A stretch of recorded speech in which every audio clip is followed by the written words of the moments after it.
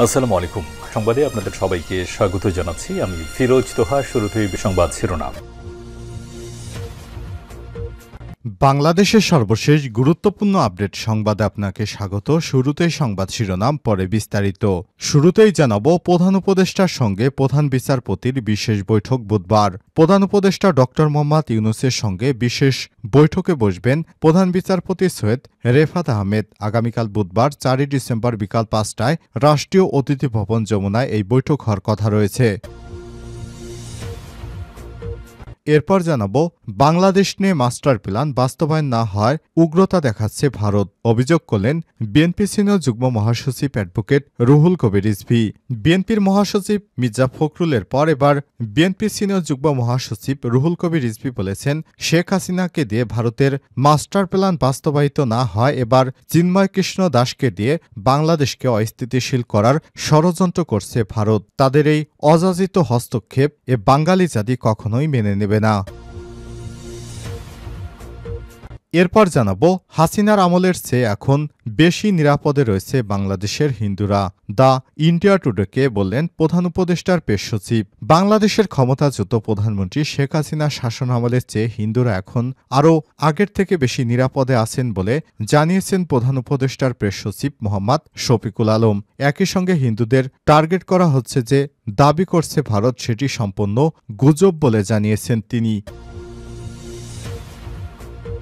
জানাবো, আইএমএফের ঋণের $1.1 বিলিয়ন আসবে ফেব্রুয়ারি মার্চে। অর্থ উপদেষ্টা ড সালেউদ্দিন আহমেদ জানিয়েছেন, আন্তর্জাতিক মুদ্রা তহবিল আইএমএফের চলমান ঋণ সহায়তার চতুর্থ কিস্তির $1.1 বিলিয়ন আগামী বছরের ফেব্রুয়ারি মার্চে পাওয়ার কথা। এদিকে ঝিনাইদহে আওয়ামী লীগের 2 নেতা 5 দিনের রিমান্ডে। ঝিনাইদহ জেলা আওয়ামী লীগের সাধারণ সম্পাদক সাইদুল করিম মিন্টু এবং ত্রাণ ও সমাজ কল্যাণ সম্পাদক কাজী কামাল আহমেদ বাবু ওরফে গ্যাস বাবুকে পৃথক 2টি হত্যা মামলায় 5 দিনের রিমান্ড মঞ্জুর করেছে আদালত। এবং সর্বশেষ জানাবো, গোপালগঞ্জে বিএনপির বিক্ষোভ ও সমাবেশ। ভারতের আগরতলায় বাংলাদেশের সহকারী হাইকমিশনে হামলার প্রতিবাদে গোপালগঞ্জে বিক্ষোভ মিছিল ও সমাবেশ করেছে বাংলাদেশ জাতীয়তাবাদী দল বিএনপি। মঙ্গলবার 3 ডিসেম্বর বিকাল 4:30টার দিকে শহরের চৌরঙ্গি থেকে একটি বিক্ষোভ মিছিল বের করে বিএনপি এবং সহযোগী সংগঠনের নেতাকর্মীরা। মিছিলটি জেলা শহরের বিভিন্ন সড়ক প্রদক্ষিণ করে স্থানীয় প্রেস ক্লাবের সামনে এসে শেষ হয়। প্রিয় দর্শক, এতক্ষণ শুনছিলেন সংবাদ শিরোনাম, এবারে বিস্তারিত। তবে তার আগে বন্ধুরা, অনুরোধ থাকবে এই সংবাদটিতে একটি লাইক দিন। এই চ্যানেলে আপনি নতুন হয়ে থাকলে আমাদের সংবাদটি দেখতে দেখতে চ্যানেলটি সাবস্ক্রাইব করে রাখুন। কমেন্ট করে বন্ধুরা আপনার মূল্যবান মতামত জানিয়ে দিন আপনি বিশ্বের কোন দেশ থেকে বা বাংলাদেশের কোন স্থান থেকে আমাদের সংবাদটি দেখছেন এবং শুনছেন। এবারে বিস্তারিত। প্রধান উপদেষ্টার সঙ্গে প্রধান বিচারপতির বিশেষ বৈঠক বুধবার। প্রধান উপদেষ্টা ড মোহাম্মদ ইউনূসের সঙ্গে বিশেষ বৈঠক করবেন প্রধান বিচারপতি ড সৈয়দ রেফাত আহমেদ। আগামীকাল বুধবার বিকাল 5টার দিকে রাষ্ট্রীয় অতিথি ভবন যমুনায় এই বৈঠক অনুষ্ঠিত হওয়ার কথা রয়েছে। এদিকে বুধবার বড় রাজনৈতিক দলগুলোর সঙ্গে আলোচনা করবেন প্রধান উপদেষ্টা ড মোহাম্মদ ইউনূস। এছাড়াও জাতীয় ঐক্যের প্রয়োজনে রাজনৈতিক দলগুলোকে আহ্বান জানাবেন তিনি। প্রধান উপদেষ্টার পেশ সচিব শফিকুল আলম আজ মঙ্গলবার এসব তথ্য জানান। এ সময় তিনি বলেন, আজ বৈষম্যবিরোধী ছাত্র আন্দোলন সহ সব ছাত্র সংগঠনের নেতাদের সঙ্গে আলোচনায় বসছেন প্রধান উপদেষ্টা ড মোহাম্মদ ইউনূস। বুধবার সব ধর্মীয় সংগঠনের নেতাদের সঙ্গে বৈঠক করবেন তিনি। এছাড়াও প্রধান উপদেষ্টার পেশ সচিব বলেন, ইন্ডিয়ার মিডিয়া বাংলাদেশ নিয়ে মিস ইনফরমেশন ছড়াচ্ছে, আমাদের ইমেজ নষ্ট হচ্ছে। এই ভয়াবহ তথ্য সন্ত্রাসের বিরুদ্ধে গণমাধ্যমকে দাঁড়াতে হবে। প্রধান উপদেষ্টার পেশ সচিব আরও বলেন, সেভরন মনে করছে বাংলাদেশে পরিমাণ বিনিয়োগ হচ্ছে, তাতে আগামীতে আরও জ্বালানি চাহিদা বাড়বে। শফিকুল আলম জানান, পতিত স্বৈরাচার গত 2 বছরে শেভরনের কোনো পেমেন্ট দেয়নি, আর বর্তমান সরকার 6 মাসের মধ্যেই পেমেন্ট করবে। বাংলাদেশ নিয়ে মাস্টার প্ল্যান বাস্তবায়ন না হয় উগ্রতা দেখাচ্ছে ভারত। রিজভী। বিএনপি সিনিয়র যুগ্ম মহাসচিব অ্যাডভোকেট রুহুল কবির রিজভী বলেছেন, বাংলাদেশে নিজেদের মাস্টার প্ল্যান বাস্তবায়ন না হয় ভারত অযাচিত উদ্বেগ ও উগ্রতা প্রকাশ করছে, যা সীমা অতিক্রম করছে। ভারতের আগরতলায় বাংলাদেশের সহকারী হাইকমিশনের হামলা এবং দেশটির উগ্র হিন্দুত্ববাদী আগ্রাসনের বিরুদ্ধে মঙ্গলবার ৩ ডিসেম্বর রাজধানীর ঢাকায় দলটির বিক্ষোভ মিছিলে অংশ নিয়ে সব কথা বলেন রুহুল কবির রিজভী।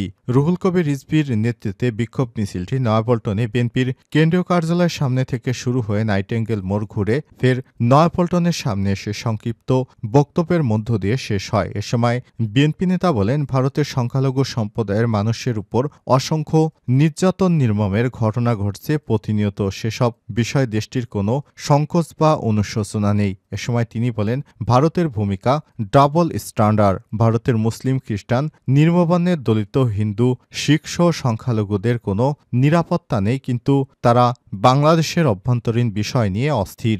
বিক্ষোভ মিছিলে অংশ নেয় বিএনপি চেয়ারপারসনের উপদেষ্টা আবুল খায়ের ভূঁইয়া, যুগ্ম মহাসচিব হাবিবুন নবী খান সোহেল, অ্যাডভোকেট আব্দুস সালাম আজাদ, প্রচার সম্পাদক সুলতান সালাউদ্দিন টুকু, ঢাকা মহানগর দক্ষিণ বিএনপির সদস্য সচিব তানবীর আহমেদ রবিন, বিএনপির স্বেচ্ছাসেবক বিষয়ক সম্পাদক মীর শরাফত আলী সপু, গবেষণা বিষয়ক সম্পাদক কৃষিবিদ শামীমুর রহমান শামীম, যুবদলের সভাপতি আব্দুল মোনায়েম মুন্না, সাধারণ সম্পাদক নুরুল ইসলাম নয়ন, মহানগর উত্তর যুবদলের আহ্বায়ক শরীফউদ্দিন জুয়েল, মহানগর দক্ষিণ যুবদলের সদস্য সচিব রবিউল ইসলাম নয়ন, যুবদলের সাবেক যোগাযোগ সম্পাদক গিয়াস উদ্দিন মামুন সহ অন্যান্য নেতাকর্মীরা।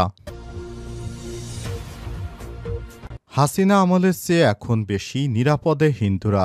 ইন্ডিপেন্ডেন্ট টুডেকে প্রধান উপদেষ্টার পেশ সচিব। বাংলাদেশে ক্ষমতাচ্যুত প্রধানমন্ত্রী শেখ হাসিনা শাসন আমলের চেয়ে এখন হিন্দুরা বেশি নিরাপদে আছেন বলে জানিয়েছেন প্রধান উপদেষ্টার পেশ সচিব শফিকুল আলম। একই সঙ্গে বাংলাদেশে হিন্দুদের টার্গেট করা হচ্ছে দাবি করে ভারতীয় সংবাদ মাধ্যমে ব্যাপক অপতথ্য প্রচার করা হচ্ছে বলে জানিয়েছেন তিনি। মঙ্গলবার ৩ ডিসেম্বর ইন্ডিয়া টুডের এক প্রতিবেদনে সংক্রান্ত সাক্ষাৎকার তিনি এসব কথা বলেন। শফিকুল আলম বলেন, বাংলাদেশে হিন্দুরা বেশ সুরক্ষিত। তারা শেখ হাসিনার শাসনামলের চেয়ে এখন আরও বেশি সুরক্ষিত। আমরা এখন ভারত থেকে ব্যাপক অপতথ্যের অপপ্রচার দেখতে পাচ্ছি।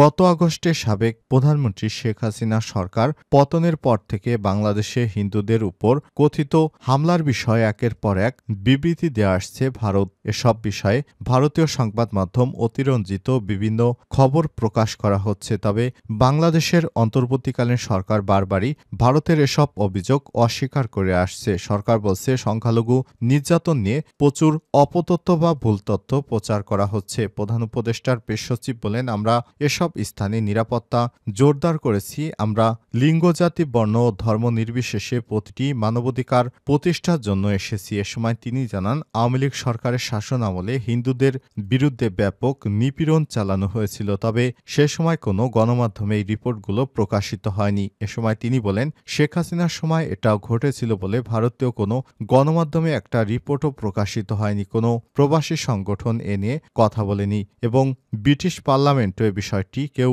উত্থাপন করেনি। ইসকনের উপর দমনপীড়নের অভিযোগ অস্বীকার করে শফিকুল আলম বলেন, সরকার এবং ধর্মীয় সংগঠনের উপর কখনো আমরা অতিরিক্ত বল প্রয়োগ করিনি। আমরা সব সময় তাদেরকে বাংলাদেশে সুষ্ঠুভাবে তাদের কার্যক্রম চালানোর জন্য অনুমোদন দিয়েছি।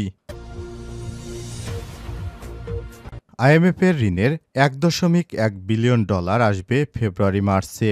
অর্থ উপদেষ্টা ড সালেউদ্দিন আহমেদ বলেছেন, আন্তর্জাতিক মুদ্রা তহবিল আইএমএফের চলমান ঋণ সহায়তার চতুর্থ কিস্তি $1.1 বিলিয়ন আগামী বছরের ফেব্রুয়ারি-মার্চে পাওয়া যাবে। মঙ্গলবার ৩ ডিসেম্বর আইএমএফের প্রতিনিধি দলের সঙ্গে বৈঠক শেষে সাংবাদিকদের এক প্রশ্নের জবাবে অর্থ উপদেষ্টা সব কথা জানান। তিনি বলেন, আইএমএফের ১৩ সদস্যের প্রতিনিধি দলটি সরকারের শীর্ষ পর্যায়ে বিভিন্ন দপ্তরে কর্মকর্তা ও সরকারি বিভিন্ন সংস্থার প্রধানদের সঙ্গে বৈঠক করবেন। ডক্টর সালেউদ্দিন আহমেদ বলেন, আইএমএফ মিশন আসছে, এটা একটা রিভিউ মিশন। আমাদের আইএমএফের যে প্যাকেজ আছে $4.7 বিলিয়ন, আমরা যেটা পেয়েছি, এখন ফোর্থ চান্স, চতুর্থ কিস্তি আমরা আশা করছি $1.1 বিলিয়ন মতো। যাই হোক, ওরা দেখে রিপোর্ট করবে। ব্যাংক খাত নিয়ে তিনি বলেন, ডিপোজিটারদের যে চাপ রয়েছে তা থেকে উত্তরণে দুর্বল ব্যাংকগুলোকে তারল্যের সহায়তা দেওয়া হয়েছে। খুব দ্রুতই সেগুলো ভালো অবস্থানে ফেরত আসবে আর আর্থিক খাত সংস্কারের এমন পদক্ষেপ নেওয়া হবে যাতে আগামীতে তা অনুসরণ করতে পারে।